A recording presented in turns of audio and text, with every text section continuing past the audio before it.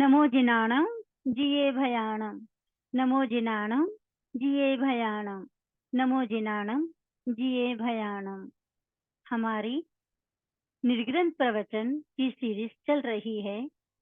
15वां अध्याय मनोनिग्रह की 8 गाथाएं संपूर्ण हो चुकी हैं। 9वीं गाथा का वर्णन कुछ इस प्रकार है।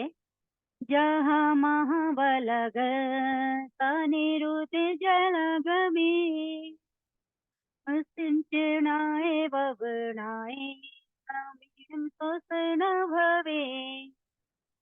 ए इंद्रभूति, जहाँ जैसे महातलागस बड़े भारी एक तालाब के जलागमे जल के आने के मार्ग को सन्निरुद्धे रोक देने पर फिर उसमें रहा हुआ पानी उस सिंचनाए उलीचने से तथा तवनाए सूर्य के आतप से क्रमेण क्रमशः शोषणा उसका शोषण भवे होता है। भावार्थ ए आर्य, जिस प्रकार एक बड़े भारी तालाब के जल आने के मार्ग को रोक देने पर नवीन जल उस तालाब में नहीं आ सकता है, फिर उस तालाब में रहे हुए जल को किसी प्रकार उलीचकर बाहर निकाल देने से अथवा सूर्य के आतप से क्रमशः वे सरोवर सूख जाता है, अर्थात फिर उस तालाब में पानी नहीं रह सकता है। एवं तो संजय सावी पावकं निरसवे भवकोटि संचयं कम्मं तथा निजरि जयी। अनिव्यार्थ, ए इंद्रभूति, एवं इस प्रकार पाप कम निरासवे, जिसके नवीन पाप कर्मों का आना रुक गया है, ऐसे संजयसावी संयमी जीवन बिताने वाले के भव कोटि संचयं करोड़ों भवों के पूर्वोपार्जित कम्मम कर्म तवसा तप द्वारा निजरी जह क्षय हो जाते हैं।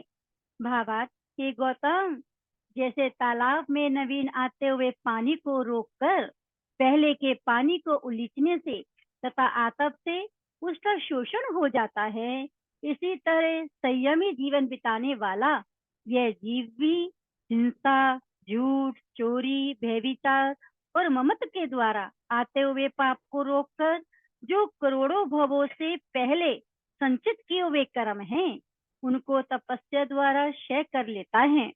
तात्पर्य यह है कि आगत कर्मों का संवर और पूर्ववत कर्मों की निर्जरा ही कर्म क्षय मोक्ष का कारण है।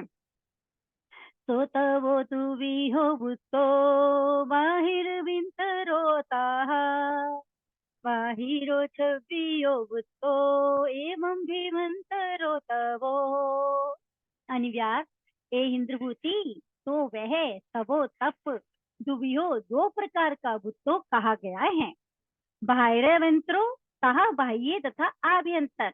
बाहिरो बाह्य तप छवियो 6 प्रकार का भूतो कहा है, एवं इसी प्रकार अभ्यंतरो आभ्यंतर तवो तप भी है।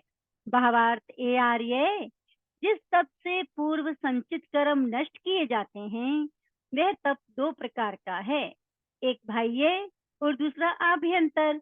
बाह्य के 6 प्रकार है, इसी तरह आभ्यंतर के भी 6 प्रकार हैं। अणसरमुणु यरिया कायरिया पर जसी परिचाओ काय किले सो संलीणया जब तबो होई। अनव्यास, इंद्रभूति, बाह्य दप के 6 भेदियों हैं। अनसनम उनोया, अनसन उनोदरिका या और भिक्षाचर्या भिक्षाचर्या, रस परिचाओ रस परित्याग, काय किलेसो काय कलेश, ये और संलीणिया 9 इंद्रियों को वश में करना, यह 6 प्रकार का बज्जो बाह्य तवो तव हो ही है। भावार्थ, हे गौतम, 1 दिन 2 दिन या 6 महीने तक का भोजन का परित्याग करना, यह सर्वथा प्रकार से भोजन का परित्याग करके संथारा कर ले, उसे अनशन तप कहते हैं। अनैमित्तिक भोजी होकर नियमानुकूल मांग करके भोजन खाना वे भिक्षाचर्य नाम का तप है। घी, दूध, दही, तेल और मिष्टान आदि का परित्याग करना, ये रस परित्याग तप है। शीत व ताप, आदि को सहन करना काय कलेश नाम का तप है। और पांचों इंद्रियों को वश में करना एवं क्रोध, मान, माया, लोभ पर विजय प्राप्त करना मन, वचन, काया के अशुभ योगों की अपने पूर्व संचित कर्मों का क्षय कर सकती है। पाय चितंग न होवे या वचन कहे सजाओ, जन्म जबी हो सको ऐसो अभिंतरो तबो। अनव्यार हे इंद्रभूति, आभ्यंतर तप के 6 भेद यूं हैं। पाया चितंग प्रायश्चित, विनियो विनय, व्यवचन वैयावृत्य तहे वैसे ही सज जाओ, स्वाध्याय ध्यानो ध्यान च और व्युसर्गो विवुत्सर्ग, ऐसो ये अभिंतरो आभ्यंतर तवो तप है। भावार्थ के आर्य, यदि भूल से कोई गलती हो गई हो तो उसकी आलोचक के पास आलोचना करके शिक्षा ग्रहण करना, इसको प्रायश्चित कहते हैं। विनम्र भाव में अपना रहन सहन बना लेना, ये विनय तप कहलाता है। सेवा धर्म के महत्व को समझकर सेवा धर्म का सेवन करना वैयावृत्ति नामक तप है। इसी तरह शास्त्रों का मनन पूर्वक पठन पाठन करना स्वाध्याय तप है। शास्त्रों में बताए हुए तत्वों का बारीक दृष्टि से मनन पूर्वक चिंतन करना ध्यान तप कहलाता है। और शरीर से सर्वथा ममत्व को परित्याग कर देना, ये छठा विसर्ग तप है। यूं ये 6 प्रकार के आभ्यंतर तप हैं।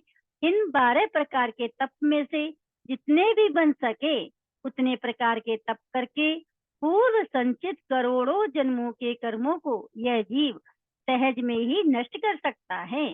रूवे सुचु कीर्ति मुवे तिप्पम, अकालियं पावहि से विनाशम, रागौरे से जेवा पायंके, आलोहे लोले समुवे ही मचुम। अनव्यास ये इंद्रभूति, जो जो प्राणी रूवेसु रूप देखने में गिद्धिंग वृद्धि को उवे ही प्राप्त होता है, से वह अकालियं असमय तिवंग शीघ्र ही विनाशं विनाश को पाव ही पाता है। यह वह जैसे आलो अलोले देखने में लोलुप, से वह पयंके पतंग रागाउरे रागातुर मच्चुंग मृत्यु को समुवे ही प्राप्त होता है। भावार्थ, ए गौतम, जैसे देखने का लोलुपी पतंग जलते हुए दीपक की लो पर गिरकर अपनी जीवन लीला को समाप्त कर देता है, वैसे ही जो आत्मा इन चक्षुओं के वशवर्ती हो विषय सेवन में अत्यंत लोलुप हो जाती हैं, वह शीघ्र ही असमय में अपने प्राणों से हाथ धो बैठती हैं। सद्देसु जो निधि मुवे ही तेवं, अकालियं पावहि से विनाशं, रागाउरे अरिणपी भव मुते, सद्दे आदित्य समुवे ही मचुम। अनव्यार्थ, इंद्रभूति, भव जैसे रागाउरे रागत मुद्दे मुक्त सद्दे शब्द के विषय से अतित्य अतृप्त हरिणमीय हरिण मच्चुंग मृत्यु को समुवे ही प्राप्त होता है, वैसे ही जो जो आत्मा सद्देशु शब्द विषय गिद्धिंग वृद्धि को मुवे ही प्राप्त होती है, से वह अकालियं असमय में शिवं शीघ्र ही विनाशं विनाश को पाव ही पाती है। भावार्थ, हे आर्य, राग भाव में लवलीन हित अहित का अनविज्ञ श्रोतेंद्रिय के विषय में आतृप्त ऐसा जो हिरण है, वह केवल श्रोत्रेंद्रिय की वशवर्ती होकर अपना प्राण खो बैठता है। उसी तरह जो आत्मा श्रोत्रेंद्रिय के विषय में लोलुप होता है, वह शीघ्र ही असमय में मृत्यु को प्राप्त हो जाता है। गंधेषु जो गिद्धि मुवे ही तेवं, अकालियं पावहि से विनाशं, रागाहुरेयो सहि गंधिते, तप्पे विलाओ विवनिखमन्ते। अनव्याक इंद्रभूति, ओ सही गंध निदे नागदमनी औषध की गंध में मगन रागाउरे रागातुर, सप्पे सर्प बिलाओ बिल से बाहर निखमनते निकलने पर नष्ट हो जाता है। विव ऐसे ही जो जो जीव गंदे सुगंध में जिद्दिंग धृतिपने को उवे ही प्राप्त होता है, से वह अकाल्यं असमय में ही दिव्यं शीघ्र विनाशं विनाश को पावा ही प्राप्त होता है। भावार्थ, हे गौतम, जैसे नागदमनी गंध का लोलुप ऐसा जो रागासुर सर्प है, साप है, वह अपने बिल से बाहर निकलने पर मृत्यु को प्राप्त हो जाता है, वैसे ही जो जीव गंध विषयक पदार्थों में लीन हो जाता है, वह शीघ्र ही हर समय में अपनी आयु का अंत कर बैठता है। रसेषु जुगिद्धिमु वेहितेवं अकालेयं पावहि सेविनाशं रागौरे बढ़ि सेविनकाये मच्चे जाह आमिष भोग गिते। अनिव्यात इंद्रभूति, जहाँ जैसे आमिष भोगिक दे मांस भक्षण के स्वाद में लोलुप ऐसा रागाउरे रागासुर मच्छे मच्छ बडिस विभिन्न काए मांस या आटा लगा हुआ ऐसा जो तीक्ष्ण काटा उससे बिंद कर नष्ट हो जाता है, ऐसे ही जो जो जीव रसेसु रस में गिद्धिंग गृद्धीपन को उबे ही प्राप्त होता है, से वह अकाल्यं असमय में ही दिव्यं शीघ्र विनाशं विनाश को पावही प्राप्त होता है। भावार्थ, हे गौतम, जिस प्रकार मांस भक्षण के स्वाद में लोलुप जो रागावतुर मच्छ है वह मरणावस्था को प्राप्त होता है, ऐसे ही जो आत्मा इस रसनेन्द्रिय की वशवर्ती होकर अत्यंत गतिपन को प्राप्त होती है, वह असमय में ही द्रव्य और भाव प्राणों से रहित हो जाता है। फाससु गिद्धिमु वेहितेवं अकालियं पावहि सेविनाशं रागा उरे सिए जलावतने गाह गई मई सेवारण्य। अनव्यात, ए इंद्रभूति, वह जैसे रण्य अरण्य में सिया जलावसन ने शीतल जल में बैठे रहने का प्रलोभी, ऐसा जो रागा उरे रागा उत्तर मही से भैसा गाहक गई है मगर के द्वारा पकड़ लेने पर मारा जाता है, ऐसे ही जो मनुष्य पासस त्वजा विषय के गिद्धिंग गृद्धीपन को उवे ही प्राप्त होता है, से वह अकाल्यं असमय में ही दिव्यं शीघ्र विनाशं विनाश को पावही पाता है। भावार्थ, जैसे बड़ी भारी नदी में त्वचेंद्रिय के वशवर्ती होकर वो शीतल जल में बैठकर आनंद मानने वाला वैरागासुर भैंसा मगर से जब घेरा जाता है तो सदा के लिए अपने प्राणों से हाथों को धो बैठता है, ऐसे ही जो मनुष्य अपनी त्वचेंद्रिय जन्य विषय में लोलुप होता है, वह शीघ्र ही असमय में नाश को प्राप्त हो जाता है।